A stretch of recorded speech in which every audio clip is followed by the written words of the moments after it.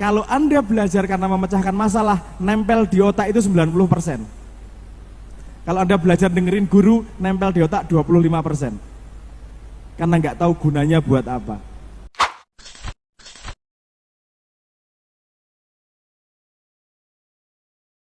Untuk teman-teman Muhibus Sholawat. Nggak kerasa mas, jam 10. Sudah hampir 1 jam. Banyak memang yang tadi minta sama saya, Mas Abrang nggak nyanyi nggak seru. Nanti akan ada waktunya.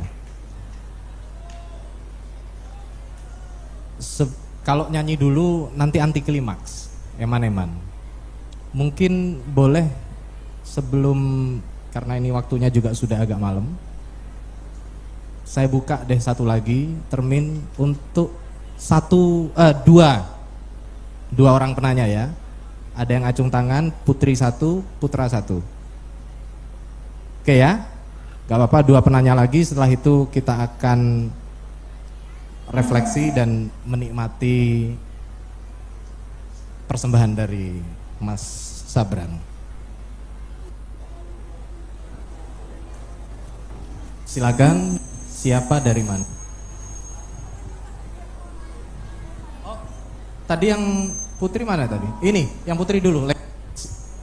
Oke.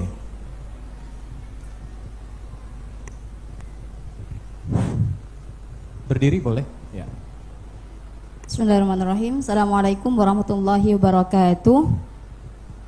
Nama saya Wildana Zulfa, saya alumni Nurul Jadid. Saya di sini akan bertanya tentang Mas Rabrang baru saja mengatakan bahwa manusia di dunia ini karena perannya. Kalau dia tidak memiliki peran, maka apa gunanya jadi manusia gitu. Sementara faktanya saat ini banyak peran manusia yang dapat digantikan oleh AI. Bukan hanya dalam hal pendidikan, pekerjaan, bahkan dalam hal sosial.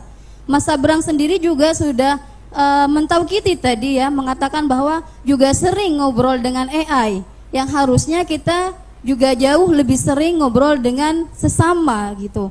Bahkan gabut pun anak muda sekarang itu ngobrolnya dengan AI hanya untuk tanya kabar atau intinya hal-hal yang gabut lah, yang biasanya dibicarakan dengan teman saat ini lebih mudah dibicarakan dengan AI. Yang mau saya tanyakan di sini adalah sejauh mana AI dapat mengancam eksistensi manusia. Terima kasih. Ya, sama-sama. Kan Mas, tenan. Enek pertanyaan kuwi Mas. Silakan. Siapa dari mana? Assalamualaikum warahmatullahi wabarakatuh. Saya Fairuz Zabadi, alumni SMA Nurul Jadid tahun 2001 mas. Jadi agak angkatan tacelet. Menarik dari tadi pemaparan dari Mas Sabrang. Saya justru ingat sama film Jet Li, yaitu Ilmu Tai Chi mas. Agar supaya kita itu bermain-main dan bersukaria, bahkan belajar dengan AI. Namun pertanyaannya adalah bagaimana cara kita itu menghadapi tantangan masa depan, di mana dunia pendidikan yang saat ini itu adalah, kalau dibahasakan tadi, sebagai pencetak manusia atau pencetak karakter manusia, itu cetakannya juga tidak jelas mas. Jadi peran kampus, ya kita khususkan saja dengan Unuja, apa kira-kira yang bisa disarankan oleh Mas Sabrang buat Unuja? Karena percuma, menurut saya, kita canggih, tapi cuma dirasa. Tapi kepada fakta menghadapi realitas, kita juga masih bingung dan bertanya-tanya. Kenapa? Karena cetakan di dunia pendidikan itu sekarang sudah bermacam-macam perubahan kurikulum, di mana yang saya pandang sekilas itu malah tidak menjadikan manusia menjadi manusia. Seperti itu. Jadi ini dilanjutkan dengan pernyataan Mas Sabrang tadi, yang sudah tidak saya katakan lagi ya. Jadi peran kampus mas, peran dunia pendidikan. Lah kita percuma misalnya, mohon maaf agak sedikit apatis, kita percuma membahas sampai capek gitu ya. Tapi kalau cetakannya, dunia pendidikannya tetap terjajah gitu loh mas. Bagaimana kita menjadikan pendidikan kita pendidikan yang berdaulat, bukan yang merdeka secara apa ya, cuma slogan seperti itu mas. Terima kasih. Oke. Assalamualaikum warahmatullahi wabarakatuh. Waalaikumsalam warahmatullahi wabarakatuh. Terima kasih kedua penanya. Saya yakin masih banyak yang ingin tanya, tapi sayang kita dibatasi waktu. Ada dua mas, soal eksistensi dan soal kritik terhadap dunia pendidikan. Monggo. Cek, oke. Ini menarik. Pertanyaan eksistensial itu ditanyakan kepada orang yang ditanyakan oleh orang yang sudah tidak lapar biasanya. Kalau orang masih lapar, nggak mikir eksistensi, tapi nyari makan biar nggak mati. Alhamdulillah, Anda sudah bisa menanyakan tentang eksistensial, artinya Anda sudah nggak lapar, gitu. Oke. Pertanyaan saya gini kemudian. Ketika Anda ngomong eksistensi, tolong digali betul maksud Anda eksistensi itu apa? Cek. Kalau tanya saya tanya sederhana. Jelaskan diri Anda. Jawaban Anda gimana? Boleh saya kasih mic mungkin? Sip. Ya? Workshop kita. Ini ngomong eksistensial loh. Siapa diri Anda? Jelaskan diri Anda. Sebenarnya pertanyaan ini adalah pertanyaan-pertanyaan yang hampir tidak pernah saya jawab di ranah-ranah publik ya. Gitu. Gak apa-apa, jelaskan diri Anda siapa. Oke, hanya menjawab secara general saja. Bagi saya, diri saya adalah apa yang saya kerjakan dan apa yang saya kontribusikan, itu diri saya. Saya bukan tanya visi Anda, siapa Anda? Siapa Anda? Iya, jelaskan diri Anda. Itu Anda menjelaskan visi Anda. Itu visi Anda, bukan Anda. Jelaskan Anda siapa? Diri saya ya saya. Apa itu saya? Itu yang pengen saya tahu.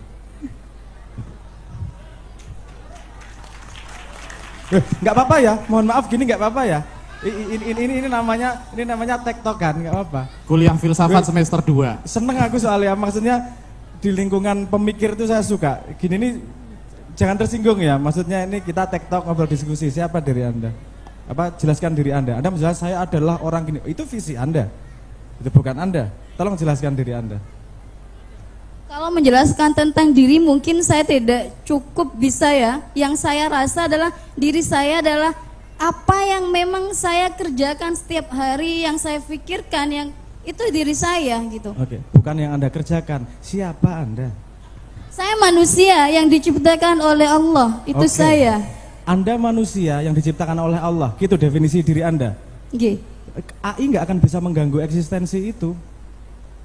AI ya AI.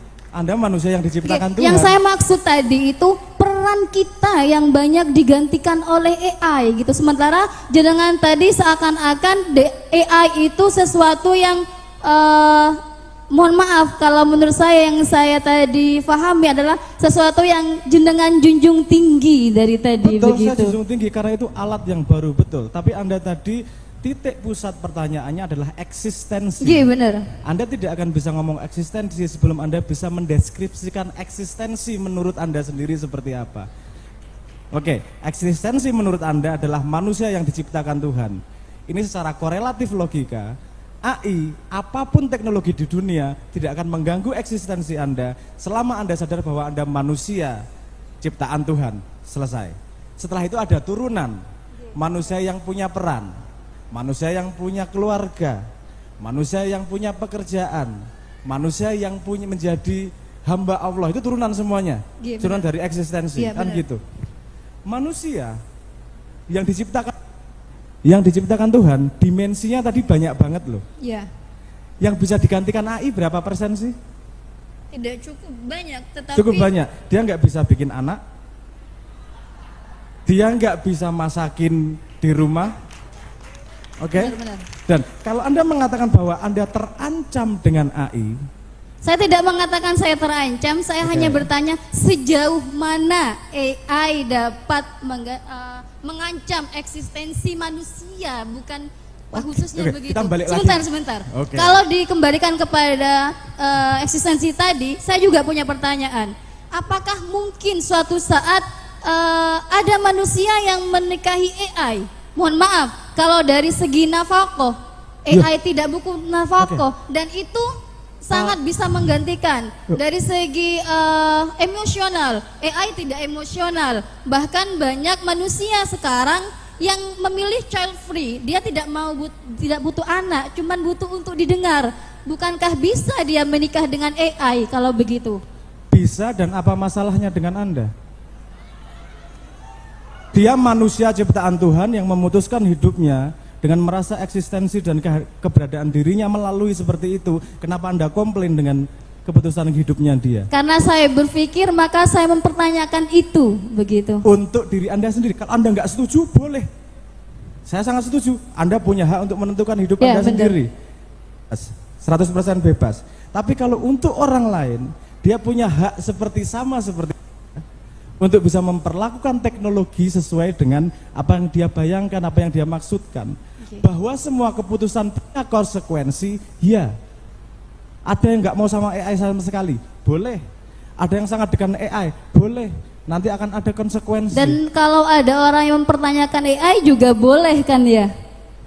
Ini makanya terjadi diskusi ini tadi. Iya benar. Nggak apa-apa, ini karena saya nggak boleh, nggak saya jawab dong. Oke, benar. Ini makanya diskusi. Saya pengen mengembali ke akar pemikiran Anda tentang eksistensi. Karena ini argumentasi banyak orang yang tidak didasari dengan pemikiran yang jelas nih. Apa yang Anda maksud dengan eksistensi? Karena yang digantikan AI sama sekali bukan eksistensi. Artificial intelligence yang dibantu oleh AI adalah intelligent. Kalau artificial eksistensi, baru Anda nanya soal eksistensi. Oke. Baik, terima kasih. Paham ya? Apakah ada manusia yang terancam? Pasti ada yang nggak memakai intelligence-nya. Ya. Kan gitu. Sapi itu eksistensinya fungsinya tergantikan oleh traktor. Apakah kemudian sapi punah? Tidak. Mungkin tidak lagi untuk membajak sawah, tapi dipotong jadi steak. Kan gitu. Manusia yang sudah tidak bisa dipakai intelijensinya dalam society, mungkin dia kemudian dipotong jadi steak juga mungkin. Saya nggak tahu. Artinya gini, semua teknologi itu selalu menghilangkan pekerjaan, selalu. Entah dari zaman mobil, entah dari zaman ditemukannya pedati, whatever, itu selalu menggantikan yang tadinya bisa dikerjakan manusia. Yang bisa bertahan adalah manusia yang beradaptasi terhadapnya. Selalu. Anda coba perhatikan, belajar sejarah tentang bagaimana pergantian dari teknologi pedati menjadi teknologi mobil, itu industri habis selama 20 tahun aja. Waktu yang sangat pendek. Dari industri pedati, turunannya ada industri tapal kuda, ada industri pembuatan, banyak banget industri turunannya. 20 tahun hilang sama sekali. Banyak orang yang pekerjaannya hilang, betul. Tapi pekerjaan baru terbuka di dunia industri mobil, kan gitu. Ini terjadi hal yang sama. Kenapa saya kemana-mana ngomong AI? Soalnya kita tidak mensikapi AI dengan bijak. AI itu memudahkan manusia, dan semua yang memudahkan itu nggak bisa Anda bendung. Memudahkan kok, itu nggak bisa dibendung. Semua akan make. Kamu ngelarang seperti apa? Perusahaan kalau make AI, efektivitasnya seperti nyewa 20 orang, bayarnya cuma 1 orang, nggak pakai marah, nggak pakai ada cuti hamil, nggak pakai ada stres, BPJS, nggak ada, tapi dia kerja 24 jam, pasti yang dipakai AI. Pertanyaannya kemudian gini, apa yang membuatmu berharga? Di sini pendidikan sangat berguna. Saya kemudian connect ke pertanyaan kedua. Di sini pendidikan berguna. Apa yang membuat manusia berharga dalam society? Karena nih, sepinter-pinternya AI itu tidak punya inisiatif untuk memecahkan masalah. Dia hanya bisa menjawab kalau ditanyain. Tapi kalau didiemin dia nggak ngapa-ngapain juga. Yang bisa punya inisiatif siapa? Manusia. Manusia, sampai sekarang nggak tergantikan. Kalau Anda mengeksistensi, kalau menurut Islam, menurut saya ya, sepemahaman saya tentang Islam, yang paling penting dari manusia apa sih? Rukun Islam nomor 1 apa? Syahadat. Kita langkah ke belakang. Kenapa orang harus penting banget? Kenapa?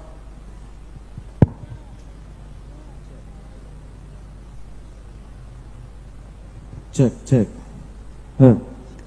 Kenapa manusia penting banget bersyahadat? Karena syahadat membutuhkan inisiatif dan membutuhkan deliberasi. Deliberasi itu dalam bahasa Indonesianya kesengajaan. Manusia sama hewan sama-sama makan.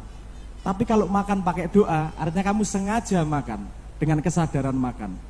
Itu yang membedakan manusia sama AI, sama hewan. Kenapa? Sengaja melakukan pendidikan. Gunanya pendidikan untuk apa sih? Pertanyaan nih, untuk semua para pendidik. Gunanya pendidikan untuk apa? Hah? Pengalaman. Yo, kita urutkan ya. Manusia pendidikan itu dia mengumpulkan bahan bakar, mengumpulkan ilmu untuk kemudian bisa memecahkan masalah. Kalau dia belajar kedokteran, dia memecahkan masalah kesehatan. Dia belajar teknik, memecahkan masalah mekanikal. Endingnya adalah memecahkan masalah. Pendidikan kita mikirnya ilmu itu adalah untuk kehebatan diri, untuk memenuhi kepala. No, ilmu itu untuk memecahkan masalah. Nggak ada gunanya ilmu kalau nggak memecahkan masalah. Ilmu kui kelakone kanthi laku memecahkan masalah. Khairunas anfahum linas, memecahkan masalah. Artinya sekolah itu hanya di zaman ini ada pendidikan sekolah. Sebelumnya lihat ijazahnya. Kalau di pesantren ijazahnya siapa yang ngasih? Zaman dulu. Yang ngasih kiai personal. Sekolahan yang ngasih siapa? Institusi. Ya, bedanya paham ya bedanya ya. Tapi dua-duanya sama, untuk memecahkan masalah. Pendidikan seharusnya gimana? Ajari dia memecahkan masalah, bukan untuk ngapalin matematika. Anak suka main sepeda, taruh dia di bengkel sepeda, dia akan belajar matematika sendiri. Kenapa? Karena itu penting untuk memecahkan masalah. Jadi rekomendasi saya untuk Nurul Jadid, cari konsepnya yang kalau mau konsepnya lebih dalam, ini konsep dari yang namanya Russell Ackoff. Yang konsepnya disebut sebagai contextual learning. Belajar itu ada konteksnya. Kenapa kamu belajar? Karena ingin memecahkan sebuah masalah. Dan ada penelitiannya. Kalau Anda belajar karena memecahkan masalah, nempel di otak itu 90%. Kalau Anda belajar dengerin guru, nempel di otak 25%. Karena nggak tahu gunanya buat apa.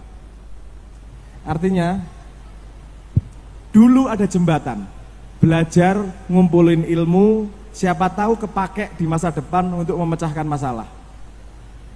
Paham nggak maksud saya? Anda belajar sejarah nggak?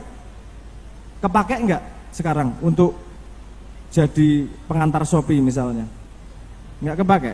Anda belajar matematika, sekarang pekerjaannya jadi satpam, kepake nggak matematikanya? Belum tentu kepake.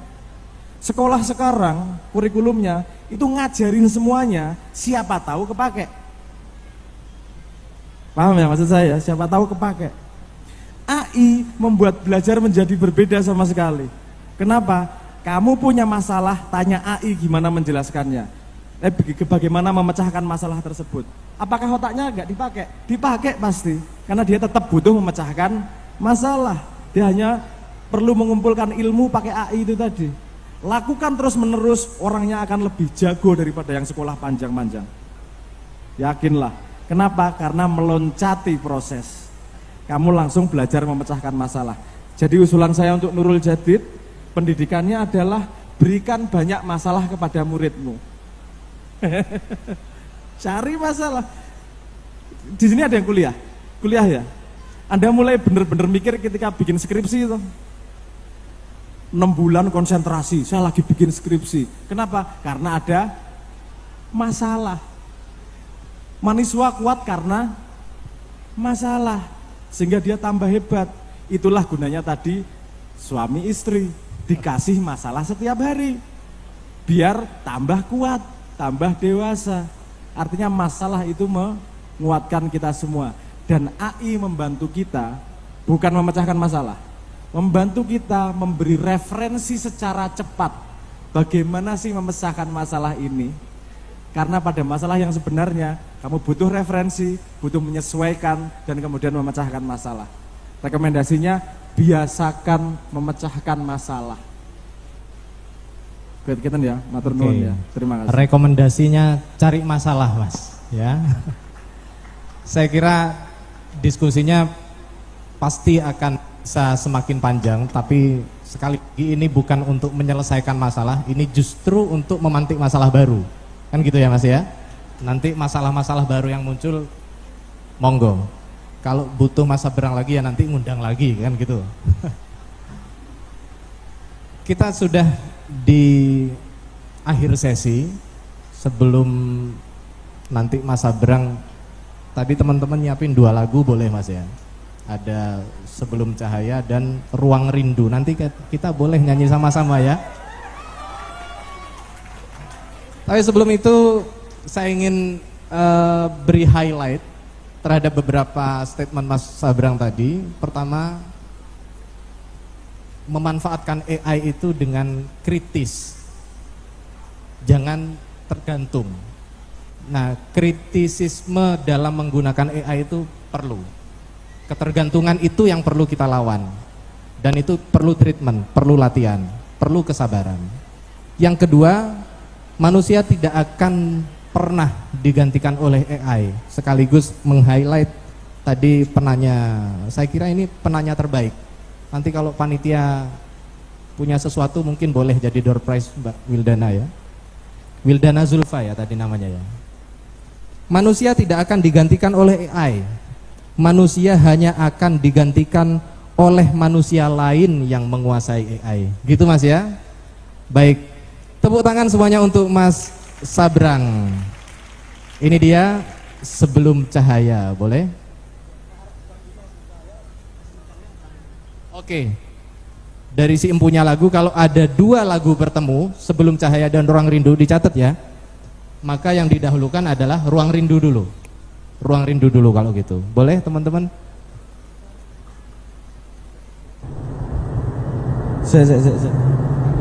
Kita bisa melihat bawah sadar dari kita semua, dari kerasnya tepuk tangan ketika ngobrol dan ketika mau lagu dinyanyikan. Tepuk tangannya beda kerasnya. Oke, aplaus kalau tepuk tangan, aku main guyu wae. Ternyata yang ditunggu dari tadi itu nyanyinya bukan ngobrolnya kan gitu tuh. Ya serapa Ruang Rindu. Saya paham penonton pasti banyak yang protes karena hanya 2 lagu. Oh 3 cari Mas. Tapi untuk kali ini saya tidak akan memutuskan. Itu kita serahkan pada Mas Noe. Kalau mau ditodong ya berarti dia mau ditodong. Gini nih namanya peer pressure. Saya serahkan. Padahal kabeh bengok-bengok. Aku medun di demo gitu ya. Kalau satu lagu lagi, lagu apa?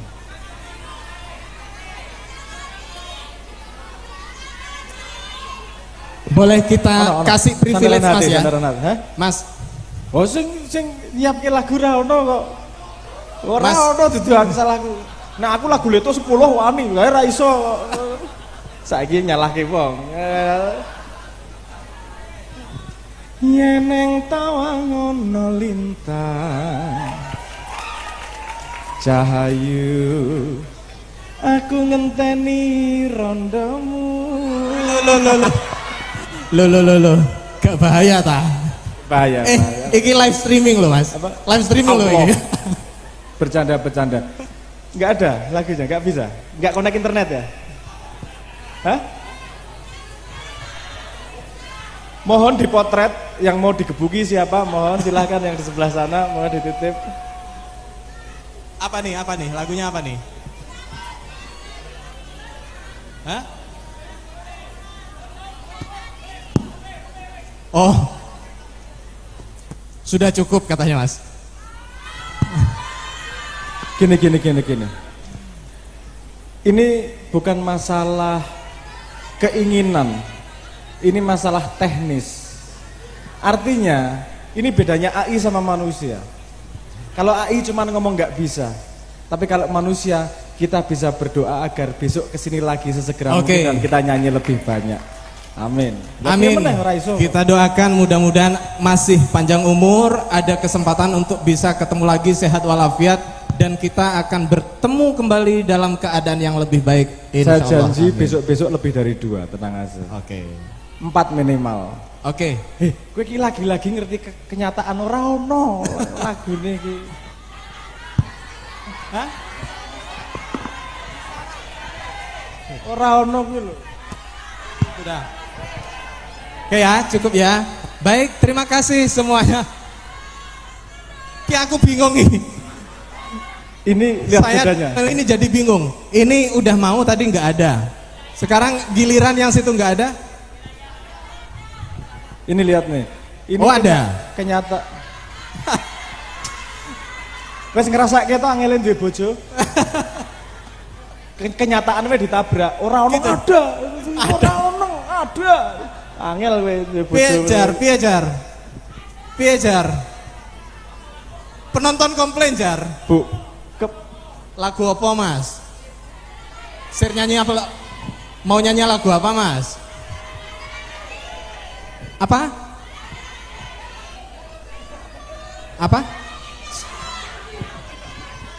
Sandaran, oh sandaran hati.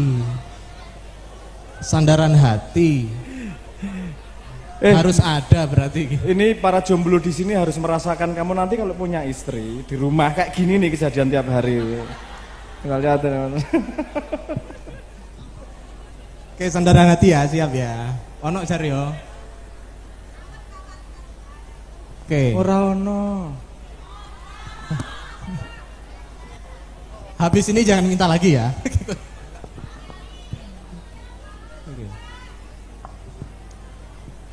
Eksistensi aja dibantah loh. Jelas-jelas nggak ada, dipaksa ada gitu. Satu ya, teknisi saja. Satu. Oke. Sandaran hati dari Mas Noe Leto. Terima kasih. Mungkin saya sedikit, ini penutupan ya, saya terakhir ya. Saya lupa bercerita. Leto seminggu yang lalu ngeluarin lagu baru berjudul Sebening Senja. Kalau mau dengerin di YouTube monggo. Ora-ora nyanyi nengandani YouTube, nonton YouTube. Segera beli kaset dan CD-nya ya, ora usum yo. Baik, terima kasih sekali atas atensi Anda sekalian. Malam ini kita ditemani Mas Sabrang Mowo Damar Panuluh atau Mas Noel itu sampai saya kira penutupannya manis sekali dan ditemani hujan yang insya Allah ini adalah berkah. Mudah-mudahan kita semua dapat bertemu kembali di kesempatan yang lain dengan kondisi yang lebih baik tentu saja dan sehat walafiat. Sekian dari kami. Kacepot gula merah, salah lopot gulanya on sepora. Nah, Mas Noe nggak akan tahu karena bukan AI. Terima kasih. Billahi taufiq wal hidayah. Wassalamualaikum warahmatullahi wabarakatuh.